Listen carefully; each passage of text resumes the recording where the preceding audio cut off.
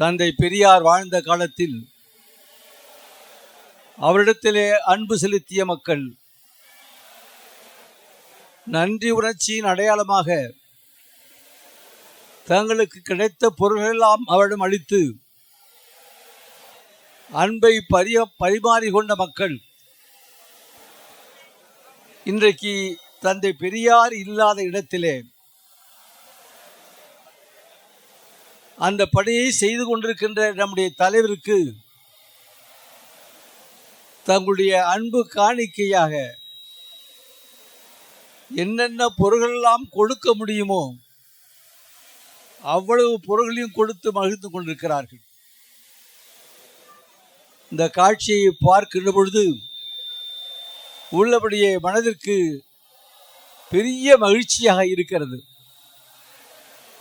நம்முடைய தலைவர்களுடைய பிறந்த நாள் டிசம்பர் 2, 1993ஆம் ஆண்டு. இது போன்ற நிகழ்ச்சிகள் தொடர்ந்து நடந்தால் நம்முடைய தலைவருக்கு மகிழ்ச்சி ஏற்பட்டு அந்த மகிழ்ச்சியின் உந்துதலால் அவர் 100 ஆண்டை எளிதில் கடந்து செல்வார் என்பதை இந்த நேரத்திலே நான் தெரிவித்துக் கொள்ள கடமைப்பட்டிருக்கின்றேன். தமிழ்நாட்டிலே ஏராளமான பகுதிகள் இருக்கின்றன. ஆனால் லால்குடி பகுதிக்கு என்று ஒரு பெரிய வரலாறு இருக்கிறது. இன்று நேற்றல்ல, தந்தை பெரியார் வாழ்ந்த காலத்திலிருந்து லால்குடி வட்டாரம் என்று சொன்னால் அது தந்தை பெரியாருக்கு சொந்தமான ஒரு இல்லம் போன்ற ஒரு பகுதியாகும். அந்த பகுதியிலே காலை முதல் குடும்பமாக நம்முடைய தோழர்களும் தோழியர்களும் பிள்ளைகளும் கலந்து கொண்டு தங்களுடைய மகிழ்ச்சியை தெரிவித்துக் கொண்டிருக்கிறார்கள். இதே லால்குடியில் 2007ஆம் ஆண்டில் ஜாதி ஒழிப்பு மாநாட்டின் 50ஆம் ஆண்டு விழா நடைபெற்றது. இதே லால்குடியிலே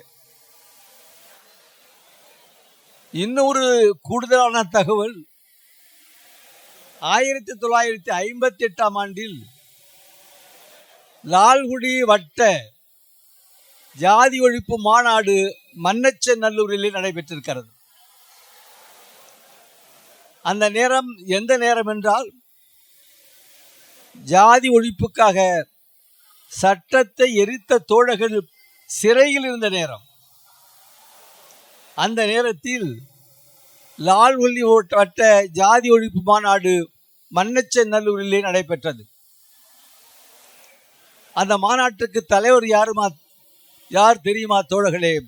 புரட்சி கவிஞர் பாரதிதாசன். எல்லோரும் சிறையில் இருக்கிறார்கள்.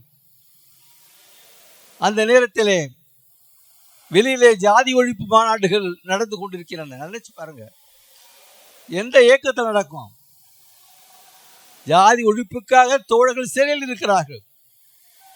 எந்த காரணத்திற்காக அவர் சிறையில் இருந்தார்களோ,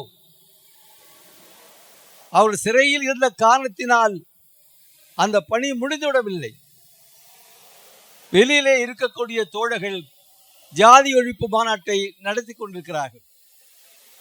அப்படி நடத்தப்பட்ட மாநாடு தான் 1958 மே மாதத்திலே லால்குடி வட்ட ஜாதி ஒழிப்பு மாநாடு மன்னச்சநல்லூரிலே. அந்த மாநாட்டிலே டாக்டர் மா ராஜமாணிக்கனார் கலந்து கொண்டிருக்கிறார். அன்னை மணியம்மையார் கலந்து கொண்டிருக்கிறார். அப்பொழுது சட்டக்கல்லூரி மாணவராக இருந்த நம்முடைய ஆசிரியரும் அந்த மாநாட்டிலே கலந்து கொண்டிருக்கிறார். இப்படி ஒரு வரலாறு இந்த லால்குடி வட்டாரத்திற்கு என்றைக்குமே இருந்திருக்கிறது. 1952 தந்தை பெரியாருடைய ஆணைப்படி தமிழ்நாட்டினுடைய பல்வேறு பகுதிகளிலும் திராவிட விவசாய சங்கங்கள் தோற்றுவிக்கப்பட்டன. அதில் முக்கியமான பகுதி இந்த லால்குடி.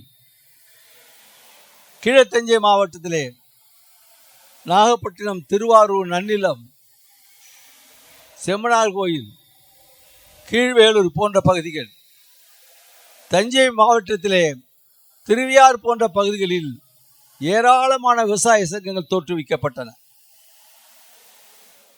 அந்த விவசாய சங்கங்கள் தோற்றுவிக்கப்பட வேண்டிய அவசியம் என்ன? என்ன காரணத்திற்காக தந்தை பெரியார் அவர்கள் விவசாய சங்கத்தை தோற்றுவித்தார்கள்? பொது உடைமை கட்சியை சேர்ந்தவர்கள், கம்யூனிஸ்டுகள் விவசாய சங்கங்களை தொழிலாளர் சங்கம் நடத்தி கொண்டிருந்தார்கள். அவர்கள் நடத்திய சங்கத்திற்கும் நமக்கும் அடிப்படையிலே ஒரு வேறுபாடு உண்டு. தந்தை பெரியார் சொன்னார், பாடுபடுகின்றவன் நிலை தாழ்ந்து இருக்கவும் பாடுபடாதவன நிலை உயர்ந்திருக்கக்கூடிய ஒரு சமுதாயம் இருக்குமானால் அதை எதிர்த்து கிளர்ச்சி செய்வதற்குத்தான் இந்த திராவிட விவசாய சங்கம் என்று தந்தை பெரியார் சொன்னார். அப்பொழுதுதான் இந்த பகுதியிலே திராவிட விவசாய சங்கம் தோற்றுவிக்கப்பட்டது. ஒரு வேடிக்கை என்னவென்றால் தோழர்களே, இந்த கீழே வாலாடி மேலே வாலாடிக்கு ஒரு வரலாறு இருக்கு. என் நில உடைமைக்காரர்கள் அத்தனை பேரும் பார்ப்பனர்கள். கீழே வாலாடி மேலே வாலாடியில நில உடைமைக்காரர்கள் அத்தனை பேரும் பார்ப்பனர்கள். கூலி வேலை செய்தவர்கள், பண்ணையாளர்கள் என்று சொல்லப்பட்டவர்கள் அத்தனை பேரும் பெரும்பாலும் ஒடுக்கப்பட்ட மக்கள். கூலிக்கு ஒரு வரையறை உண்டு என்று கேட்டால் இல்லை. அந்த நில உடைமைக்காரர்கள் கொடுத்ததுதான் வாங்கிட்டு போகணும். தீபாவளிக்கு வந்தால் பழைய துணியை கொடுப்பாங்க. இப்படிதான் அது மேலே வாலாடி கீழே வாலாடி பகுதி முழுக்க முழுக்க பார்ப்பனுடைய கோட்டையாக ஒரு காலத்தில் இருந்தது. தந்தை பெரியார் திராவிட விவசாய சங்கத்தை அறிவித்திற்கு பின்னாலே இங்கே ஒரு மாபெரும் புரட்சி ஏற்பட்டது. மாபெரும் புரட்சி. குறிப்பாக குழந்தை ஏஎம் ஜோசப் அவர்கள் இந்த பகுதியிலே சுற்றி சுற்றி வந்து ஆற்றிய தொண்டு சாதாரணமானதல்ல. பார்ப்பன மிராஸ்தார்கள் அவருடைய தலைக்கு விலை வைத்தார்கள். அதே போல நம்முடைய ஐயா தேவசகாயம் அவர்கள் இந்த இடையாத்துமங்கலம் சர்ச்சுக்கு முன்னால் தான் திராவிட விவசாய சங்கம் தோற்றுவிக்கப்பட்டது. சர்ச்சுக்கு முன்னால அப்பொழுது உறுதிமொழி எடுத்தார்கள். கிறிஸ்தவர் சர்ச்சுக்கு முன்னாலே திராவிட விவசாய சங்கத்தை தோற்றுவித்த போது என்ன உறுதிமொழி எடுத்தார்கள்? ஜாதி தீண்டாமையை அனுசரிக்க மாட்டோம், குடிக்க மாட்டோம், பொய் சொல்ல மாட்டோம், உரிமைக்காக போராடுவோம். மற்ற தொழிற்சங்கத்தில்தான் இதன் மாதிரியான கொள்கைகளை கோட்பாடுகள் முன்வைப்பது கிடையாது.